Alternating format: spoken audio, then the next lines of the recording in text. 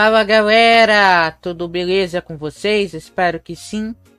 Lucas Oliveira vem chegando com mais um conteúdo aqui no canal. Hoje, como vocês podem observar no título do vídeo, vamos falar um pouquinho sobre as eleições na Primeira República Brasileira. Tá certo, galera? Gostando do conteúdo? Aproveita, te inscreva, deixa teu like, compartilha o vídeo, ativa a notificação e bora lá! Muito bem, galera, vamos acompanhar um textinho que está aqui na nossa tela, que será apresentado neste momento, e eu vou fazer alguns comentários sobre. Lembrando, gente, eu até gostaria de colocar referência de fontes, tudo bonitinho, mas eu não posso, porque vou ter problemas com a plataforma do YouTube, certo? Então, para que haja transparência na mensagem que estou transmitindo para vocês, foi gerado um pequeno textinho por intermédio da inteligência artificial, porém, deixando bem claro o seguinte: eu vou fazer os meus comentários, certo? Com base no que aprendi em história e vou compartilhando com vocês, tá certo? E lembrando que o texto também está editado, tá certo? Quero lembrar que este período iniciou-se em 1889 e teve o seu fim em 1930, tá certo? Então vamos lá. Asterisco as eleições na Primeira República P. Bloco de notas. Está aqui. Então vamos acompanhar a primeira parte do texto, certo? Estou utilizando a voz da Luciana para a leitura, para que todos consigam entender o que está sendo passado. Vamos lá. As eleições na Primeira República, também conhecida como República Velha, eram marcadas por uma série de características que as diferenciavam das práticas eleitorais modernas. Este período foi caracterizado por... Vou parar nesse ponto. Então, galera, como vocês podem observar nessa primeira parte, também temos um outro nome conhecido, que é República Velha. Vamos ouvir mais uma vez. As eleições na Primeira República, também conhecida como República Velha. Isso mesmo.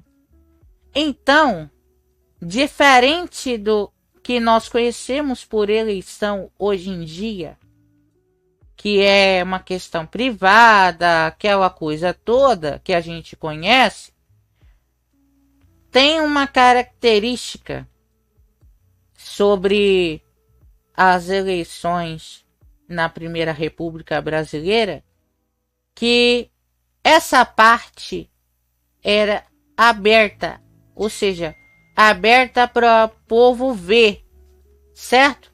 Enfim, vamos continuar para que eu possa explicar um pouquinho mais a fundo para vocês. Diferença em branco. 1. Voto aberto. O voto não era secreto, o que permitia o controle e a pressão sobre os eleitores, especialmente nas áreas rurais. Ou seja, independente da sua opinião política, o voto, como quem diz, estava aberto para todo mundo ver, apreciar e principalmente ter uma questão, vamos dizer assim, sobre pressão em áreas rurais, ou seja, em áreas em que eram coordenadas por pessoas, né? Ou por alguns comandantes, enfim. Vamos seguir então. Quero deixar claro o seguinte: diferente do que a gente conhece hoje em dia, que o voto é secreto e tudo, a gente conhece nos tempos atuais que todo mundo que pode votar, né, tem esse acesso liberado. Como assim acesso liberado? Acesso liberado à urna, correto? E quem pode votar e deve votar, né, que hoje em dia é uma obrigação. É a partir de 16 anos para cima, se não me engano. Pessoas com deficiência e muito mais, né? Enfim, tem uma série de questões que eu não vou colocar muito no vídeo, porque senão vai ficar muito extenso. Vamos seguir então. 2. Voto de cabresto. Os grandes proprietários de terra, conhecidos como coronéis, exerciam forte influência sobre o eleitorado local. Ou seja, aqui deixou muito bem claro o texto, certo? Estou colocando a minha linha de raciocínio sobre, explicando conforme eu estou entendendo. Se tiver alguma coisa a mais para vocês acrescentarem, deixa nos comentários, por favor. Eu vou agradecer. Continuando, aqui são os votos pelas pessoas que comandaram a parte da República, né? Vamos dizer assim, certo? Vamos ouvir de novo. 2. Voto de cabresto. Os grandes proprietários de terra, conhecidos como coronéis, exerciam forte influência sobre o eleitorado local. Sobre o eleitorado local, ou seja, sobre a parte eleitoral em cada região, certo? Que o texto mesmo já deixa por si só. De toda forma, na descrição, nós vamos deixar mais informações complementares sobre essas eleições que ocorreram antigamente. Vamos continuar? Eles utilizavam diversos métodos, como a troca de favores, a coerção e até a violência. Olha aí, 3 pontos. Eles utilizavam troca de favores, correção, violência. Vou parar por aqui, porque isso aí é muito forte, inclusive. É como quem diz, olha, se você não for votar, você vai sofrer. E assim por diante, certo? Eles utilizavam diversos métodos, como a troca de favores, a coerção e até a violência, para garantir que seus candidatos fossem eleitos. Esse que era o objetivo, para que os candidatos de uma determinada chapa, vamos dizer assim, para ficar mais fácil para vocês entenderem, sejam eleitos ou tenham a parte de voto garantido ou alguma coisa nesse sentido. Como quem diz, vocês vão votar em fulano e esse fulano vai fazer melhorias na nossa localização, aquela coisa toda que a gente já conhece por aí, certo? Resumindo em detalhes, tá, gente? Para que vocês não fiquem por fora dessas questões todas e até conheçam um pouquinho sobre o que é história no Brasil. Vamos para o ponto 3. Esse sistema ficou conhecido como voto de cabresto. Certo? Então, se perguntarem quais são os votos que nós temos nas eleições da Primeira República. Vamos voltar um pouquinho. 2. 1. Voto aberto. Voto aberto. 2. Voto de cabresto. Esse 3. Fraudes eleitorais. E aqui é que tá. Ponto 3. Fraudes eleitorais. Eu vou deixar a Luciana falar tudinho, depois eu vou colocar os comentários do que eu penso sobre. Tá certo? Aí vocês podem deixar nos comentários também o que vocês acham também, certo? É uma forma que eu tenho para interagir com vocês, tá certo? Vamos lá. E3. Fraudes eleitorais. As fraudes eram comuns em todas as etapas do processo eleitoral, desde o alistamento até a contagem dos votos. Era frequente a manipulação de listas de eleitores, a compra de votos e a falsificação de resultados. Ou seja, o que era para ser verdadeiro, eu vou resumir em poucos detalhes, para nós partirmos para o quarto ponto. O que era para ser verdadeiro está se transformando em falso, ou faltando com a verdade no quesito de eleição, certo?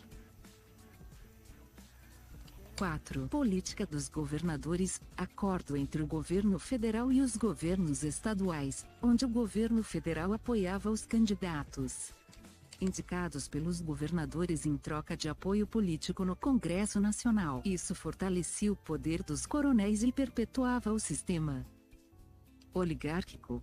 5. Oligárquico. Ou seja, é como se fosse a gente dizer mais ou menos o seguinte: olha, nós do governo federal vamos dar uma forcinha para vocês, coronéis. Enfim, é o que eu posso falar aqui para vocês nesse momento. A união entre as partes, tá certo? Mas aí que vem o detalhe. Quem é que poderia votar naquela época? É o ponto 5. 5. Exclusão. Grande. Aqui, exclusão. É o ponto que eu queria chegar. Por que exclusão?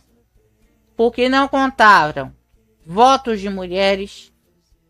Eu vou deixar o sintetizador falar tudo isso aqui, ó. 5. Exclusão. Grande parte da população era excluída do processo eleitoral. Mulheres, analfabetos e soldados não tinham direito ao voto. Ou seja, 3 grupos: mulheres, analfabetas e soldados. Eu entendo que não podiam, né? Mas era a lei da época, né? Então, enfim. Mas o que acontece? Hoje em dia, a gente tem vários recursos para ajudar, né? Principalmente a gente que tem deficiência visual na questão de voto. Por exemplo, urna com leitor de tela, aquela coisa toda, enfim.